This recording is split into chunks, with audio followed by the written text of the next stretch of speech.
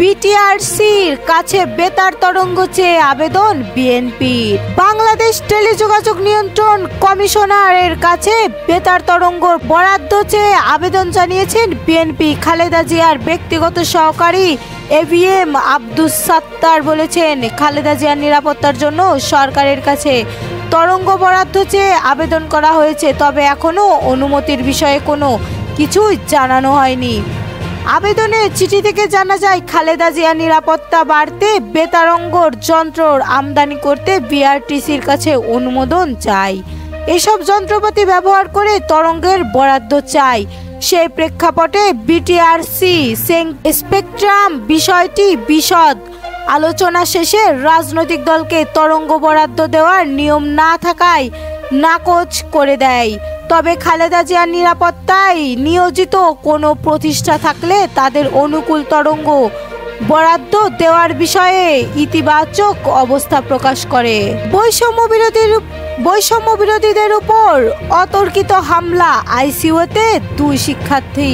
খুলনা বৈষম্য বিরোধী ছাত্র আন্দোলনের নেতাকর্মীদের উপর দুর্বৃত্তরা অতর্কিত হামলা চালিয়েছেন।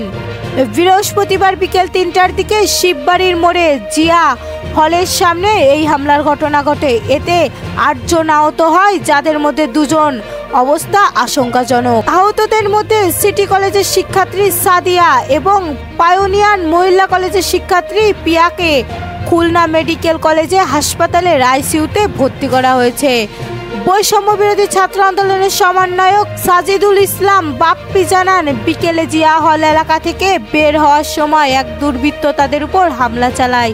এতে নাজমুল ইসলাম, ইমরান, শাহরিয়ার ইসলাম, খালিদ, শাম্মী, সাদিয়া, পিয়া, রুমি এবং বাপ্পি সহ 8 জন আহত হন। হামলার সময় নারী শিক্ষার্থী আহতদের উদ্ধার গিয়ে তাদের উপর হামলা হয়। এতে গুরুতর আহত হয় সাদিয়া, পিয়া এবং আরেকজন নারী শিক্ষার্থী। খুলনা মেট্রোপলিটন পুলিশের সেনাডাঙ্গা মডেল থানা অফিসার ইনচার্জ মোহাম্মদ মনিরুল ইসলাম বলেন, ছাত্রদের মধ্যে হাতাহাতির খবর পেয়েছি। ঘটনাস্থলে গেলে কাউকেই পাওয়া যায়নি। অভিযোগ পেলে ব্যবস্থা নেওয়া হবে। ডাকসু নিয়ে ছাত্র দলের বিরুদ্ধে অপপ্রচারের অভিযোগের প্রতিবাদ। ঢাকা বিশ্ববিদ্যালয়ের কেন্দ্রীয় ছাত্র সংগঠনের ডাকসু বিষয়ে জাতীয়তাবাদী ছাত্র দলের নিয়ে অপপ্রচারের অভিযোগ এনে এর প্রতিবাদে জানিয়েছেন ঢাকা বিশ্ববিদ্যালয়ের শাখা ছাত্র দল।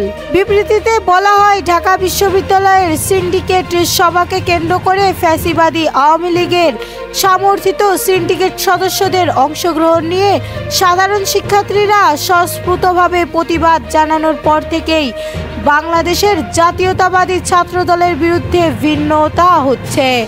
বাংলাদেশের জাতীয়তাবাদী ছাত্র দলের নেতাকর্মীরা বিগত 17 বছর যাবৎ বাংলাদেশের জনগণের ভোটাধিকার ও মানবাধিকার সহ সব গণতান্ত্রিক অধিকার আদায়ের লড়াইয়ে নিজেদের সর্বোচ্চ ত্যাগ স্বীকার করে সংগ্রাম চালিয়ে গেছেন।